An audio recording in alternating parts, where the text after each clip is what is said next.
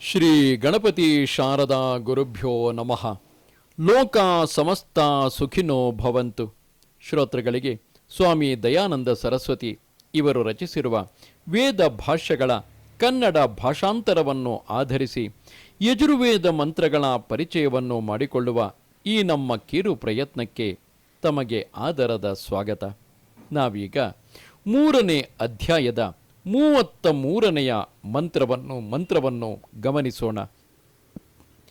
ತೇಹಿ ಎಂಬ ಈ ಮಂತ್ರದ ಋಷಿ ಸಪ್ತಧೃತಿ ವಾರುಣಿ, ಆದಿತ್ಯ ದೇವತೆ, ವಿರಾಟ್ ಗಾಯತ್ರಿ ಛಂದಸ್ಸು, ಷಡ್ಜ ಸ್ವರ, ಮಿತ್ರ, ಅರ್ಯಮ ಮತ್ತು ವರುಣ ರೂಪರಾದ ಆದಿತ್ಯರ ಕಾರ್ಯವೇನು ಎಂಬುದನ್ನು ಈ ಮುಂದಿನ ಮಂತ್ರವು ತಿಳಿಸುತ್ತದೆ.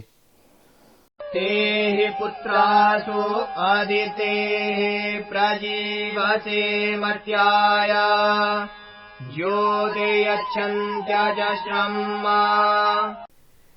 ಈ ಮಂತ್ರದ ಪದಶಃ ಅನ್ವಯಾರ್ಥವು ಹೀಗಿರುವುದು.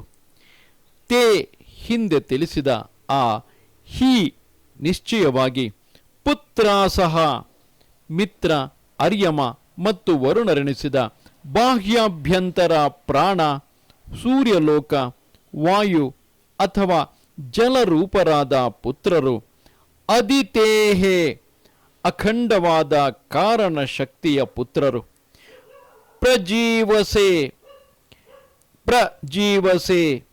ಉತ್ತಮವಾಗಿ ಜೀವಿಸುವುದಕ್ಕಾಗಿ ಅಥವಾ ಉತ್ತಮ ಜೀವನಕ್ಕಾಗಿ, ಮರ್ತ್ಯಾಯ ಮನುಷ್ಯನಿಗೆ, ಅಜಸ್ರಂ ನಿರಂತರವಾಗಿ, ಜ್ಯೋತಿಹಿ ತೇಜಸ್ಸನ್ನು ಅಥವಾ ಪ್ರಕಾಶವನ್ನು, ಯಚ್ಛಂತಿ ನೀಡುತ್ತಾರೆ.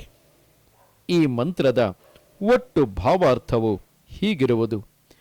ಅಖಂಡವಾದ ಕಾರಣ ಶಕ್ತಿಯಿಂದ ಉತ್ಪನ್ನವಾದ ಪ್ರಾಣವಾಯು ಮುಂತಾದವುಗಳು ಮನುಷ್ಯನಿಗೆ ಸದಾ ತೇಜಸ್ಸನ್ನು ನೀಡುತ್ತಾ ಎಲ್ಲರ ಜೀವನ ಮತ್ತು ಮರಣಗಳಿಗೆ ನಿಮಿತ್ತಗಳಾಗಿರುತ್ತವೆ. ಈ ಕಾರಣದಿಂದಾಗಿಯೇ ಪ್ರಾಣಾಯಾಮವೇ ಮುಂತಾದ ಸಾಧನೆಗಳಿಂದ ಪ್ರಾಣವಾಯುವಿನ ಶಕ್ತಿಯನ್ನು ಹೆಚ್ಚಿಸಿಕೊಳ್ಳುವ ಪ್ರಯತ್ನವನ್ನು ಮಾಡುತ್ತೇವೆ. ಪ್ರಾಣವಾಯುವೇ ಮನುಷ್ಯನಿಗೆ ತೇಜಸ್ಸನ್ನು ಕೊಡುವಂತಹುದು ಹಾಗೂ ಆತನ ಜೀವನ ಮರಣಗಳಿಗೂ ಕಾರಣವಾಗಿರುವುದು. ನಮಸ್ತೆ ಶಾರದೆ ದೇವಿ ಕಾಶ್ಮೀರ ಪುರವಾಸಿನಿ, ತ್ವಾಮಹಂ ಪ್ರಾರ್ಥಯೇ ನಿತ್ಯಂ, ವಿದ್ಯಾದಾನಂಚ ದೇಹಿಮೆ. ನಮಸ್ಕಾರ.